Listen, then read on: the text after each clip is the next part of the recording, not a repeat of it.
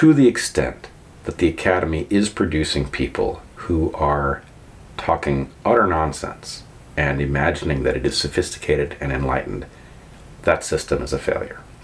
Now, I don't think that we can say that the entire educational apparatus is a failure, but we can say that the part of the apparatus that is a failure is taking over more and more territory.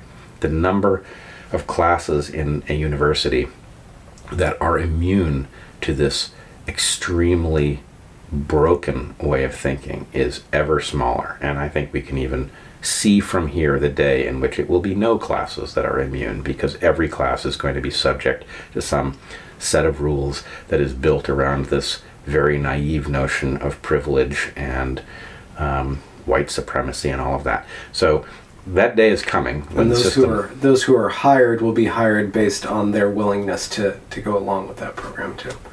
It's absolutely part of the program. And if there's one thing that people fail to appreciate about the social justice movement where it interfaces with the Academy, is that just because what is being said is crazy to the point of absurdity does not mean that the strategic plan is absurd. The strategic plan is far more effective than you would expect based on the sophistication of the ideas that are being promulgated. So in a certain way, the system itself is pretty strong, robust, and anti-fragile, even if the ideology inside of it is broken, corrupt, and...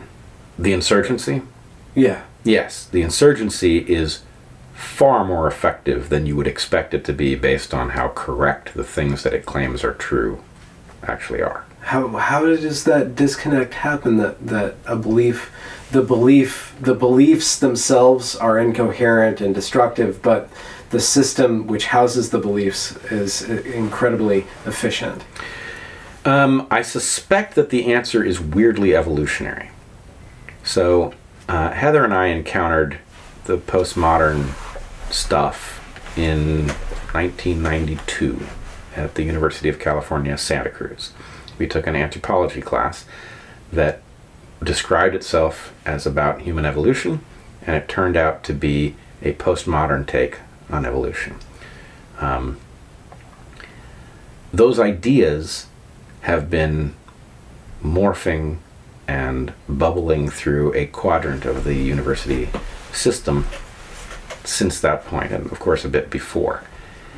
Each cohort that has encountered them has wielded them in some circumstances, and those arguments that were hard to defeat persisted, and those arguments that were easy to defeat have perished, which means that the new crop of students shows up and they're handed this toolkit of arguments that are incredibly hard to confront, right? Not because they're true, but because of the way they're structured. They are built, you know, each of these definitions can't be pinned down. You can't figure out what they mean by equity. On the other hand, if you start asking questions about equity, you're going to run afoul of a booby trap that's going to have you portrayed as a white supremacist. So that is a very potent combination. It's brilliant, actually. It's brilliant.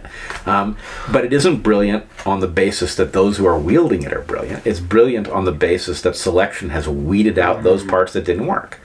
So I think that's what we're up against, and it's very frustrating. But I would argue it is a mistake just because the movement looks so full of foolishness to dismiss the structure as foolish. It's really much stronger than you would imagine. Or even wise in a certain way.